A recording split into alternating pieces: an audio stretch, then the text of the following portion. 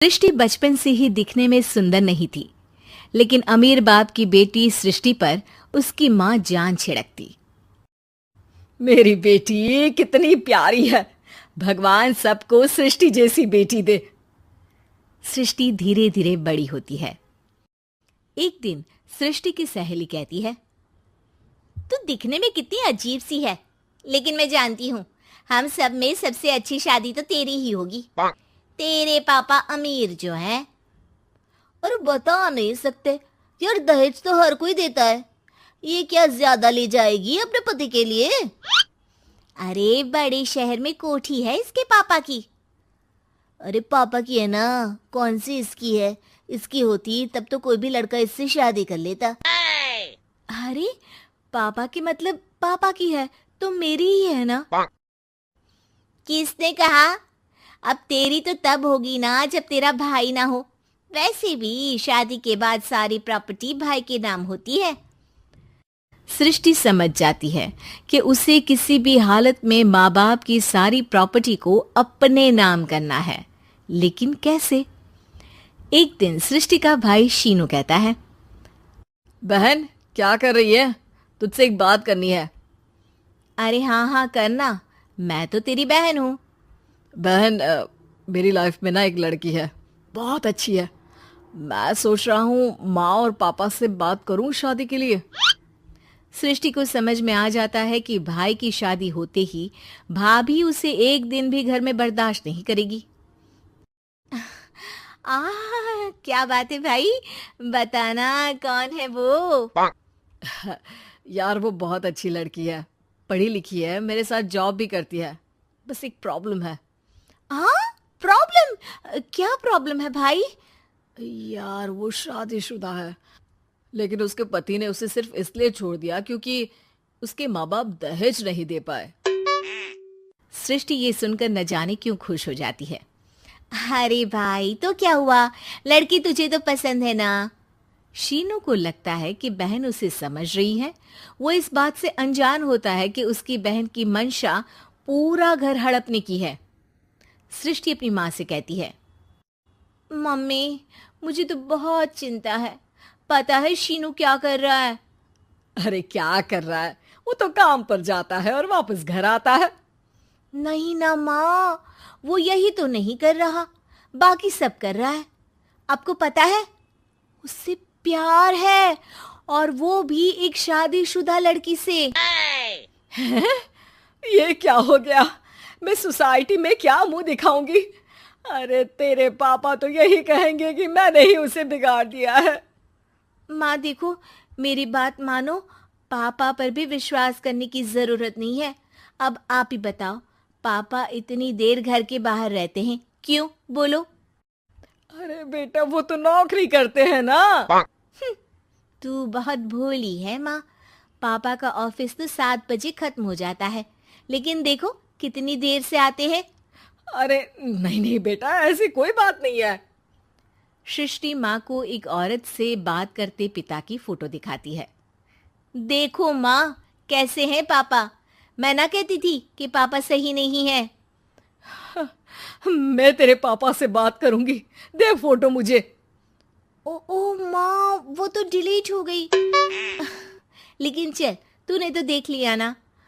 पापा से बाद में बात कर लेना, और हाँ, मेरा नाम बिल्कुल मत लेना। हाँ माँ। अब क्या था, सृष्टि के माँ और पिता के बीच झगड़ा होना शुरू हो जाता है। सृष्टि के मन में क्या चल रहा था कोई नहीं जानता था। एक दिन, माँ सृष्टि के लिए एक लड़का देखा है, वो लोग शाम को उसे देखने आने वाले हैं। और हाँ माँ, एक खुशखबरी, मैं और पापा मिलकर एक नया बिजनेस ट्राई कर रहे हैं। शाम को लड़का आता है, सांवले रंग का। सृष्टि को तो बिल्कुल भी पसंद नहीं आता। लड़की की माँ कहती है, लड़की का चेहरा तो कोई खास नहीं, लेकिन अगर मेरे बेटे को आप लोग सेटल कर दें तो मैं उसकी शादी आपकी बेटी से करवा दूं। सृष्टि को लड़का बिल्कुल पसंद नहीं था। उसे भाई पर गुस्सा आ जाता है। लड़के वालों के जाने के बाद कहती है, माँ देखा, शीनू मेरे लिए कैसा लड़का लेकर आया, न दिखाने लायक न सुनने लायक, सेटल भी नहीं, वो भी हम करे। अरे माँ, मैं जानती हूँ ये मेरी शादी किसी भी घर में क्यों करवाना चाहता है। अरे कैसी बात कर रही है बहन? तूने तो देखा ना, लड़के को मैंने ही मना कर दिया तुझसे शादी के लिए। जिसने लड़का बताया था उसने उसकी बहुत तारीफ की थी। बात आई गई हो जाती है, लेकिन सृष्टि का मन शांत नहीं होता। क्या करूं, कुछ समझ में नहीं आ रहा। मेरी शादी हो गई तो ये लोग पूरी प्रॉपर्टी शीनू के नाम कर देंगे, मेरे हाथ तो कुछ लगेगा ही नहीं। तभी सृष्टि को आइडिया आता है। वो किसी वकील को फोन करती है। जी देखिए, अगर आपके मम्मी पापा का तलाक हो जाता है तो आपके पिता की आधी प्रॉपर्टी आपकी माँ के नाम हो जाएगी, फिर उसे वो किसी को भी दे सकती है। सृष्टि अब माँ को बेटे के खिलाफ भरती है। माँ, शीनू पर नजर रखा करो, वो जिस लड़की के प्यार में है ना वो शादीशुदा है। यहाँ आएगी, सारा पैसा रुपया जमीन जायदाद सब हड़प लेगी। पापा का भी हाल तुमसे छुपा नहीं है। ऐसा ना हो कि मैं और आप एक दिन सड़क पर भीख मांगे। हे भगवान, मैं तो जीते जी मर जाऊंगी अगर ऐसा हो गया तो।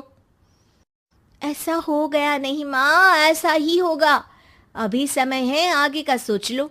मैं तो कहती हूँ पापा से आधी प्रॉपर्टी लेकर अलग हो जाओ। पापा की आधी प्रॉपर्टी भी हम लोगों को अगर मिल जाती है ना, तो अगले 7 जन्म सफल समझो। बेचारी माँ बेटी के कहने पर पति से तलाक लेकर अलग हो जाती है। सृष्टि अब पैसों से गाड़ी और अपने दूसरे महंगे शौक पूरे करने लगी। उसके दोस्त भी उसके पैसे इस्तेमाल करते।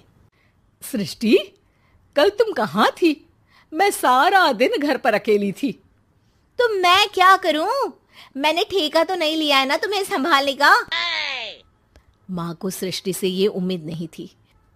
वो बैठकर रोने लगती है। वहीं उसका पति यानी कि सृष्टि के पिता आ जाते हैं। मैं जानता था कि तुम्हारा यही हाल होगा, तो आपने मुझे रोका क्यों नहीं? मैं रोकता तो तुम रुकती क्या? सृष्टि के कहने पर तुमने मुझ पर अपने बेटे पर शक किया, लेकिन तुम ये भूल गई कि कैसे हम दोनों ने मिलकर जीवन में इतना सब खड़ा किया। माँ पति के गले लग जाती है। मुझे माफ कर दीजिए, मैंने आपकी कमाई का एक बड़ा हिस्सा गवा दिया। कोई बात नहीं, तुम साथ हो तो मैं ऐसी 7 प्रॉपर्टी खड़ी कर दूंगा।